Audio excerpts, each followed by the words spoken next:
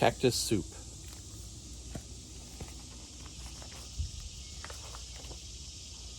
One day, a troop of soldiers came riding toward the town of San Miguel.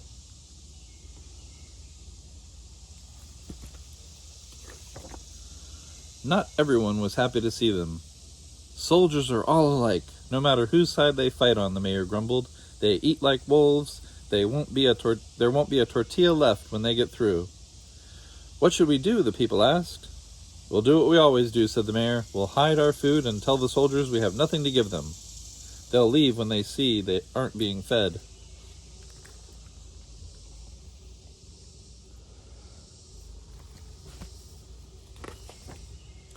Everyone in San Miguel went to work. They buried sacks of beans and cornmeal in their gardens and lowered baskets of tortillas and tamales in the old stone well.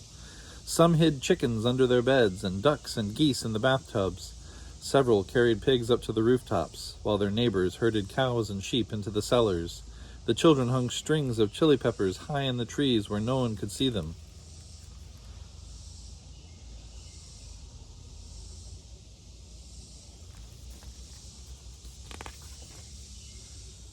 Once that was done, the townspeople put on torn, dirty clothes, smeared mud on their faces, and tried their best to look like poor, hungry people.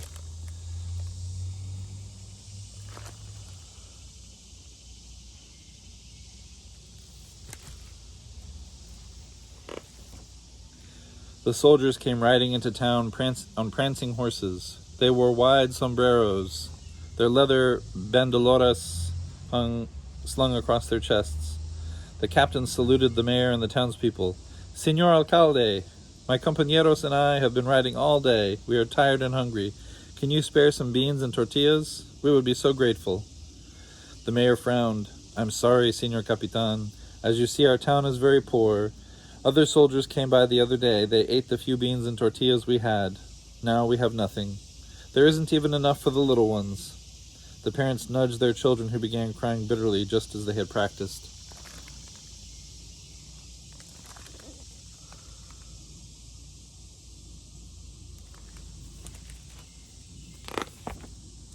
What a pity, the captain said. Do you hear that, amigos? There's nothing to eat in this town. It looks like we're going to have to make cactus soup. Oh no, the soldiers cried. Not cactus soup again. Stop complaining, the captain said. Cactus soup is better than no soup at all. The children stopped crying. Everyone in the plaza leaned forward to listen as the mayor asked, What is cactus soup? You'll see, said the captain. I'll make enough for my soldiers and everyone in town. However, I'm going to need your help. Can you bring me a kettle of water, a stirring spoon, plenty of firewood, and one cactus thorn? We have lots of people to feed, so bring the biggest thorn you can find. The mayor ordered everyone to help. A kettle of water was soon boiling in the plaza. Cactus grew everywhere in town. The children had no trouble finding a huge thorn, as long and as sharp as a needle.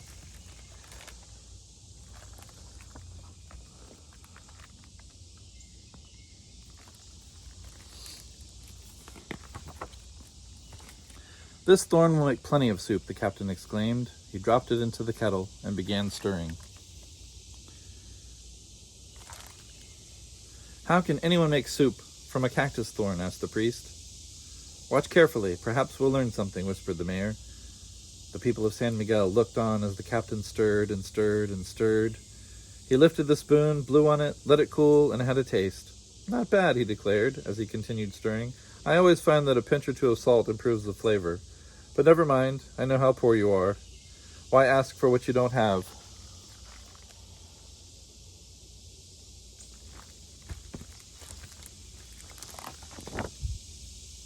We have salt, said the mayor. We're not as poor as that.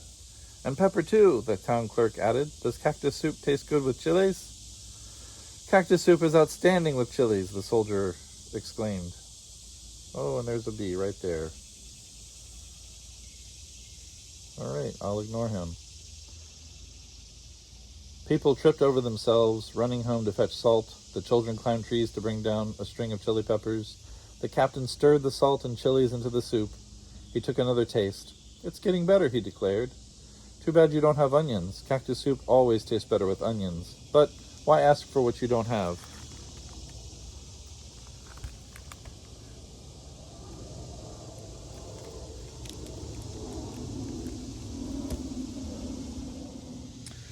I know where I can find some onions, said the priest. What about garlic? Asked the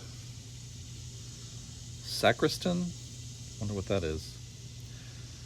Garlic makes excellent soup, the captain answered. The priest and the sacristan ran to the church. They came back a few minutes later with a sack of onions and several heads of garlic.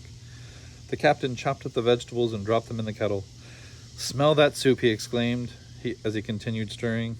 The people of San Miguel sniffed the air. Soup that smells this good must taste wonderful, cried the members of the town council. If only we had beans and carrots and tomatoes and perhaps even a fat stewing hen. Then our soup would really have flavor, said the captain.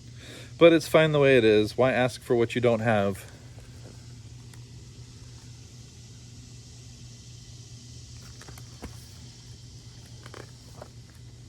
The townspeople winked at each other. Come with us, they told the soldiers. They returned in a few minutes carrying sacks of beans, bunches of carrots, baskets of tomatoes, and several fat stewing hens. The hens were old, said the mayor. They wouldn't have lived much longer. The tomatoes were spoiled, said the barber. The beans were rotten, said the schoolteacher. The carrots were moldy, said the shoemaker.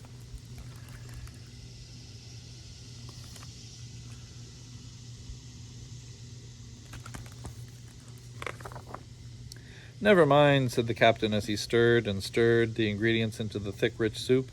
That's the best part of cactus soup. Whatever you make, it tastes good. I think it's ready now. Who wants to try some? Me! Everyone lined up in the plaza, bowls in hand. The captain ladled out the soup. This is the best soup I ever ate, said the mayor. I never tasted anything like it, said his wife. And to think it was made from a cactus thorn, exclaimed the priest.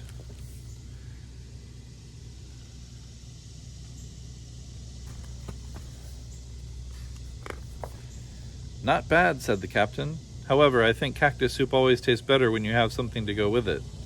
Such as? All the people asked. Tortillas, tamales, sweet potatoes, a roasting pig, cried the soldiers. That would make for a real fiesta, the captain said. And some music, too, for dancing later on. However, I know how poor you are. Why ask for what you don't have?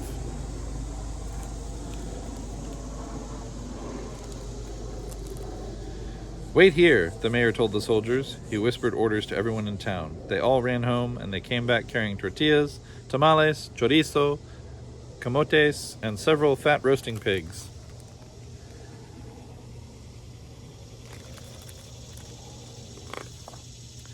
What a feast they had!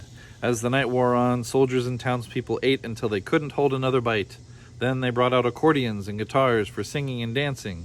The fiesta lasted until dawn. Nobody in town could remember anything like it.